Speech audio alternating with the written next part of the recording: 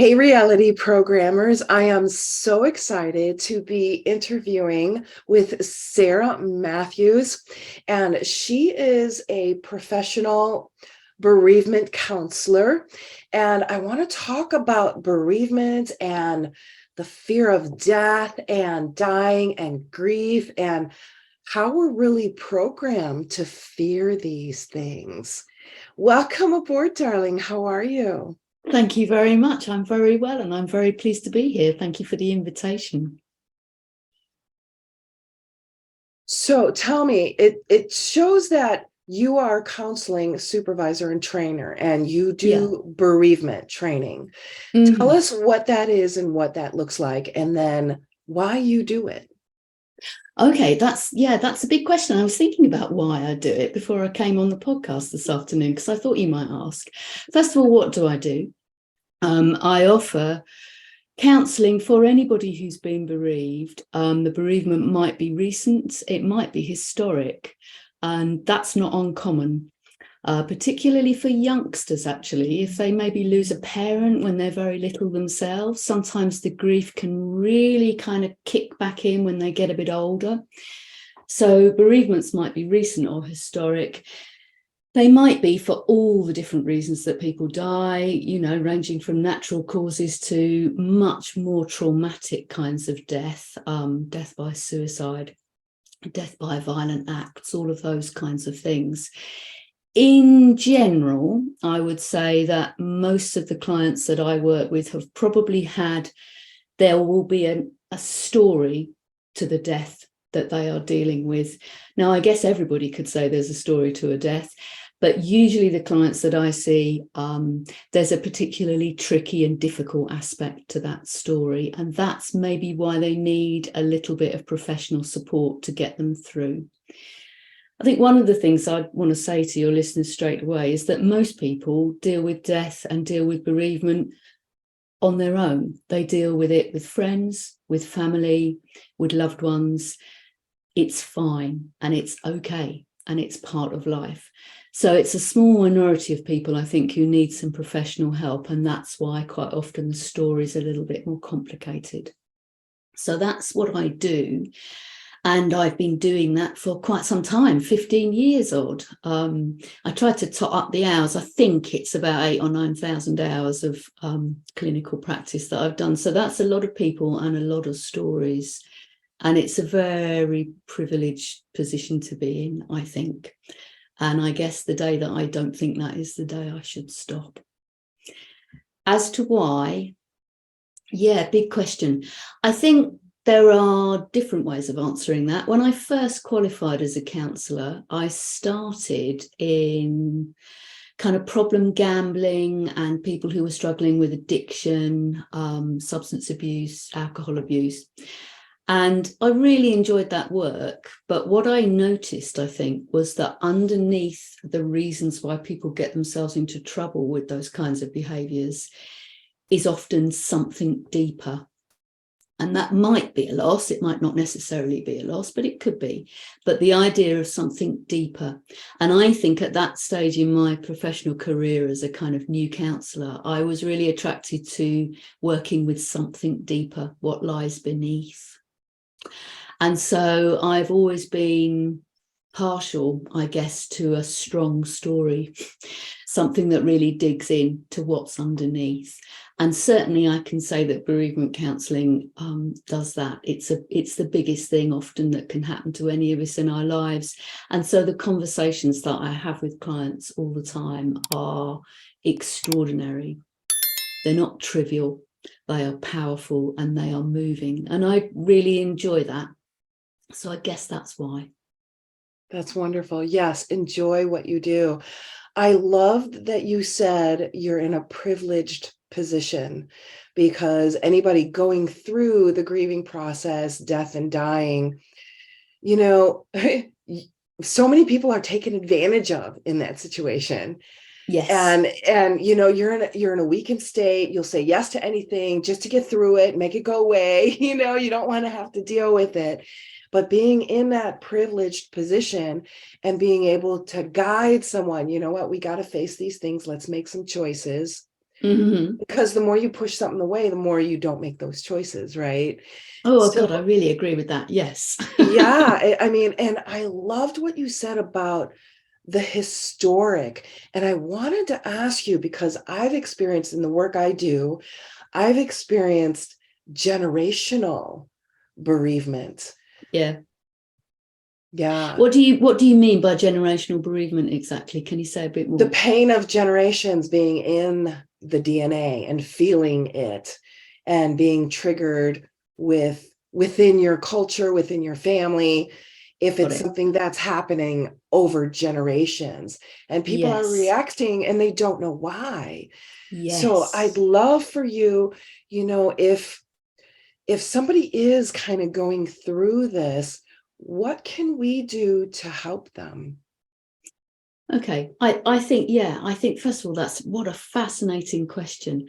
And just to comment on that whole idea of kind of generational things being passed from one generation to the next, and you don't necessarily know what it is that's being passed to you, but my goodness, you know that something has.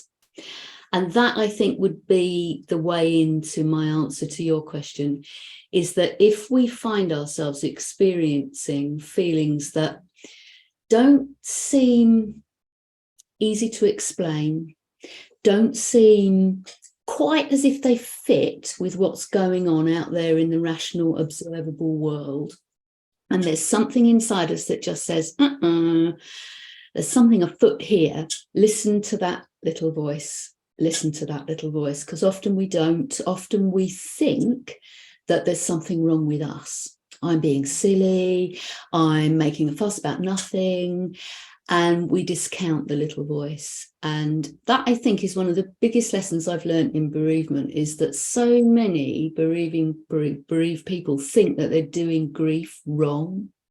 Somehow or another, what they're feeling isn't how they should be feeling or how they ought to be feeling.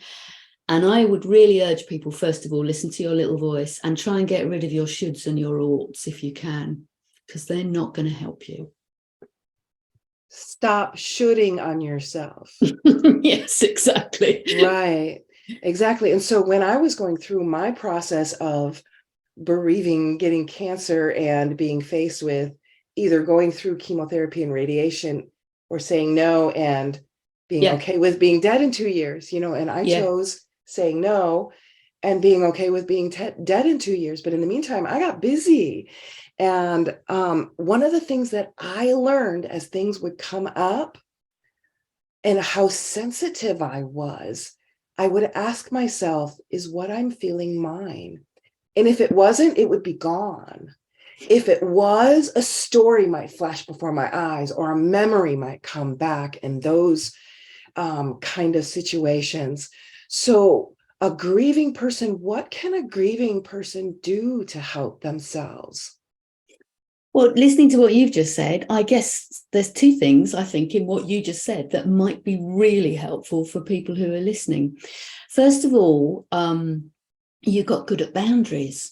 So you got good at figuring out, as you said, does this feeling belong to me or does this feeling belong to someone else? So you got really good and really smart at figuring out what was what and what belonged to who. And that, I would say, is a very useful thing to do. And the second thing I think I heard within the body of what you said about that very powerful and what must have been a very difficult experience for you is that you understood that there's also an issue of loss. And I think loss is connected to bereavement, but it is different.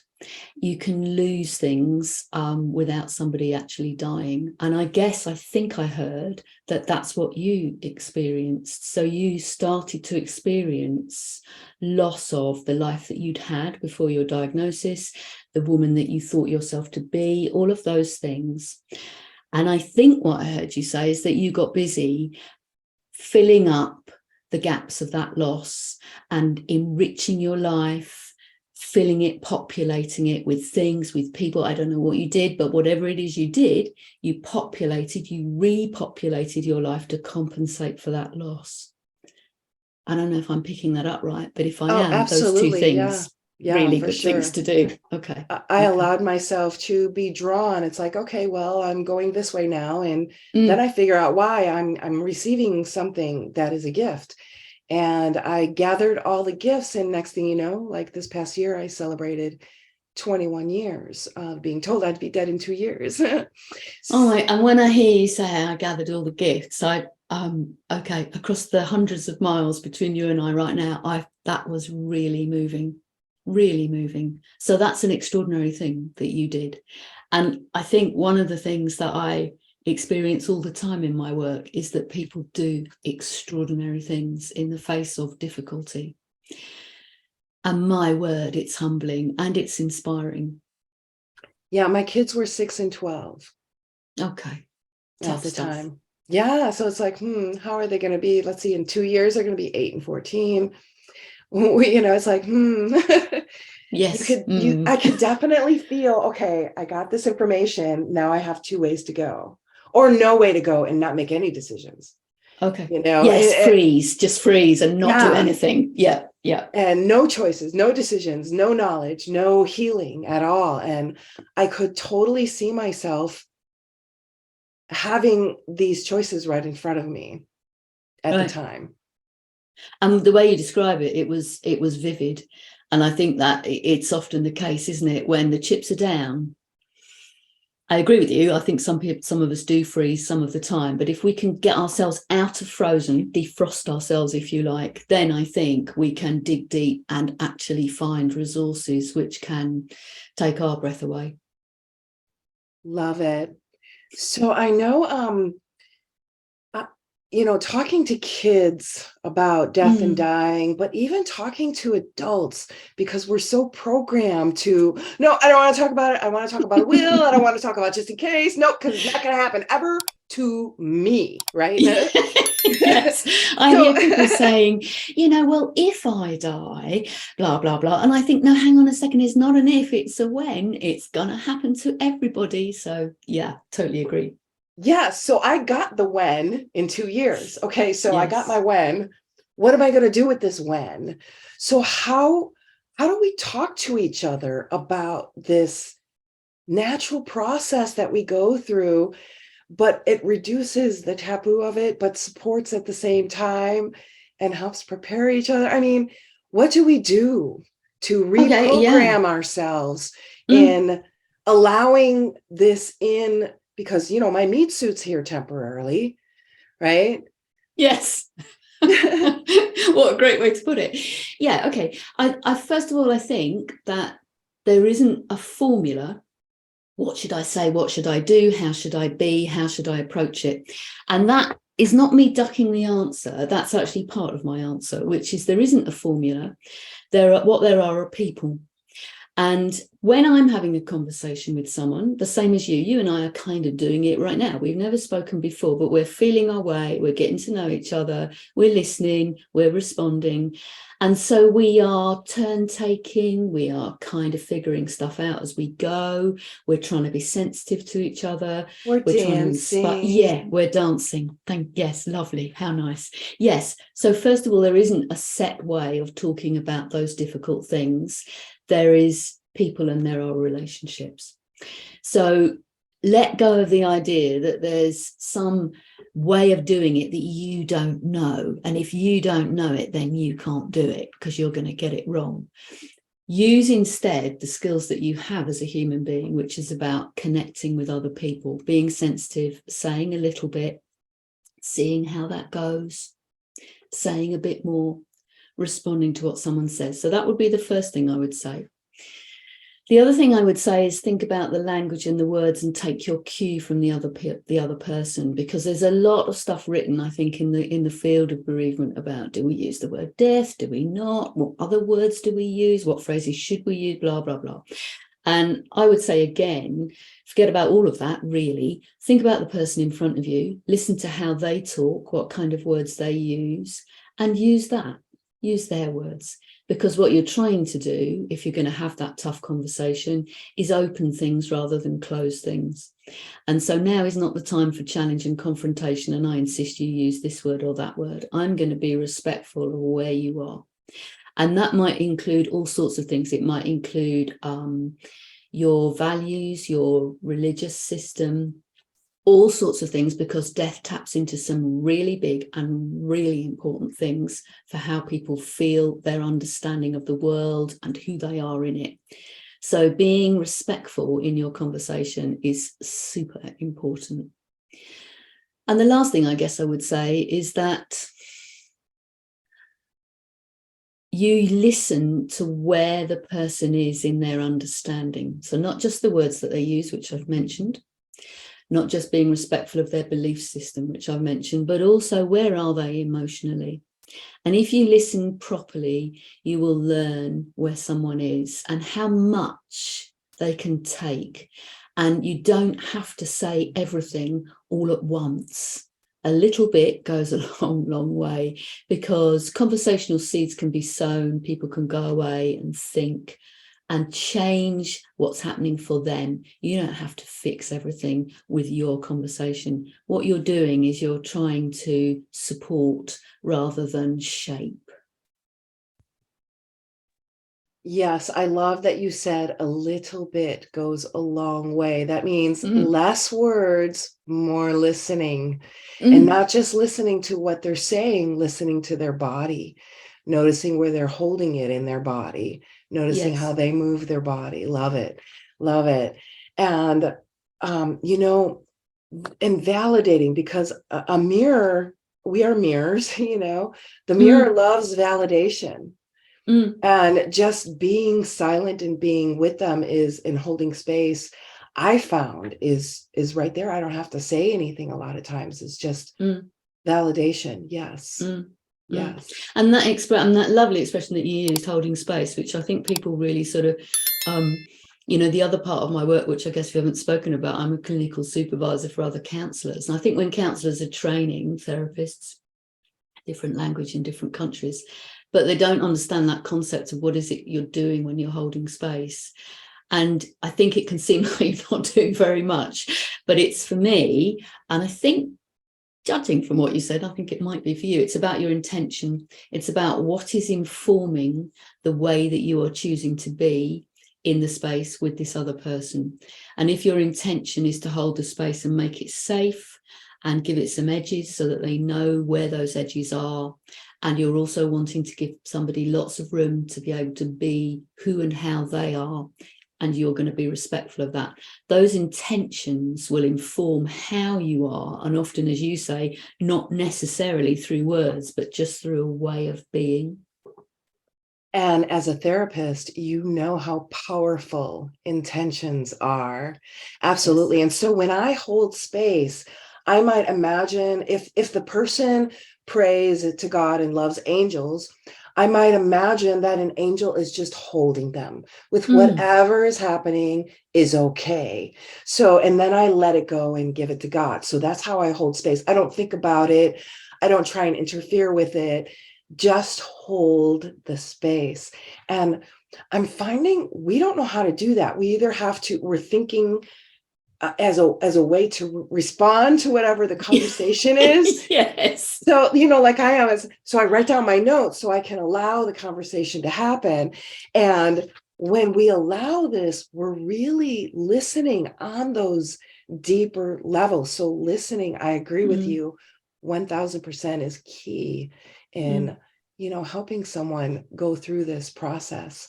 Is there things that we shouldn't do when being with someone? Yes. Okay, let's talk about what we shouldn't do. And I tell you, I've learned these from the people that I've worked with over the years. So that's where the wisdom comes from. Where would I start? Oh, I've just lost a headphone. Hang on. I think I would start with, don't say that you know how someone feels, because you don't know how someone feels. So you really can't imagine another person's feeling. So don't ever fantasize that you somehow know. And don't say, yes, I know. That would be the first thing I would say. Can you respond to me just so I can make sure I can hear you? That is perfect. Yes. I know how you feel. No, you don't. You have no idea how I feel right now. Yeah, perfect. Yeah. So that's the first thing I would say. The second thing I think I would say is don't hijack it. Don't make it about you.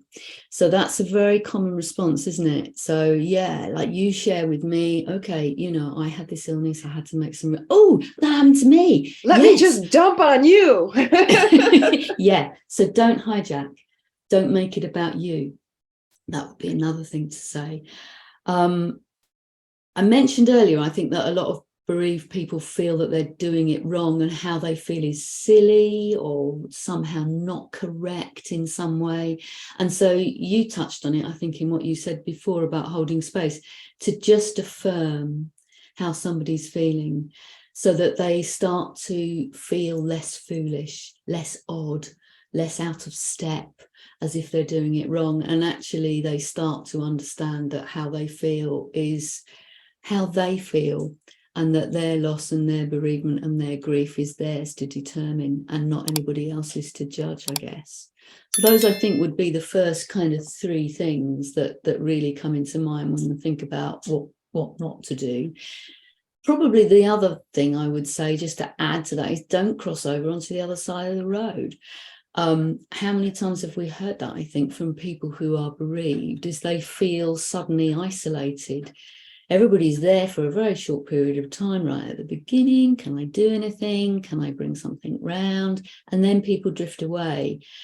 And there is, I think, I don't know. I mean, I wonder if it's an unconscious fear that somehow if we get close to people who are bereaved, death comes a little bit closer to us. Do you know? Yeah, I see you nodding. So I feel like that is something that happens to people without them really realizing it. So walk towards people if you can, rather than walk away from them. I love that. Walk toward people rather than away from them. Yes, because then you're walking toward yourself. Because, like you said right at the beginning, it's not if, it's when. Yes. Right? Yes. Exactly. Yes. Yeah, and I think that's a really interesting point, actually. So maybe to kind of think about that is, if we can learn how to be more accepting of perhaps dealing with grief and loss and being around people who are grieving and are dealing with loss, I think you're right.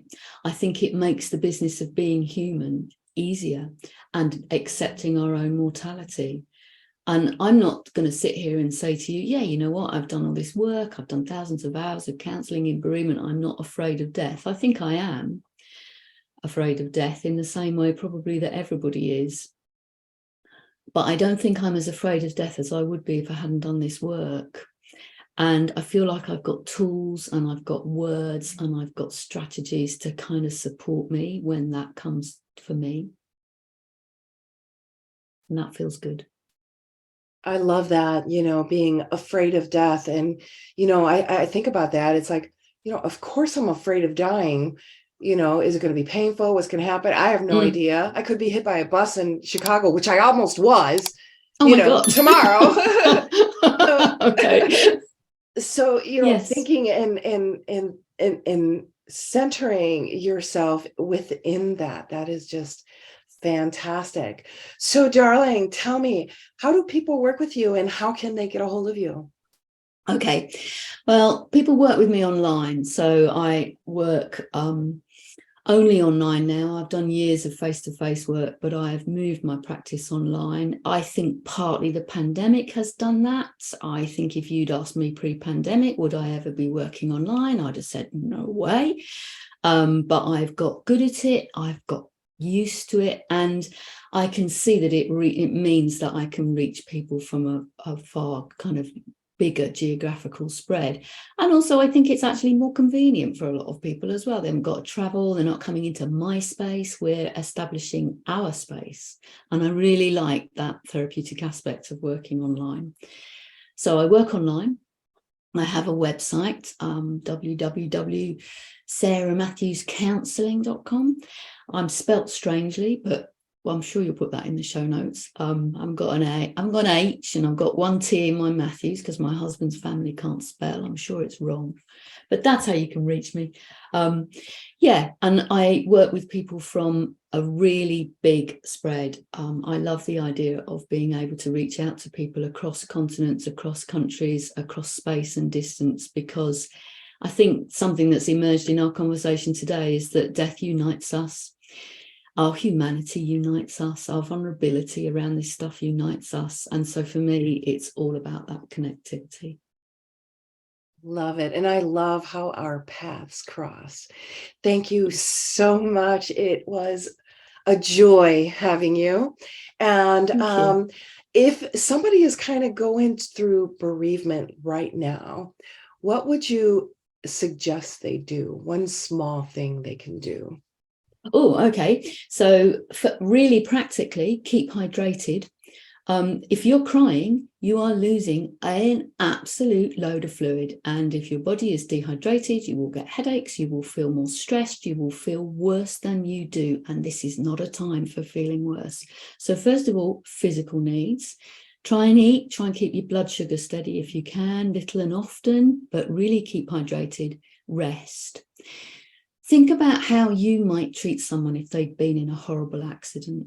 What would you do for that person? You'd be kind to them. You would be tender. You'd pay attention to what they needed. You would lower your expectations of what they could do. Do all of that, but do it for yourself. Amen. Amen. Fantastic. Thank you. Thank you. Thank you for being on this journey with me. And listeners, I want to hear from you. Let me know in the comments what you loved, and let me know what you would love more of. And in the meantime, keep being amazing.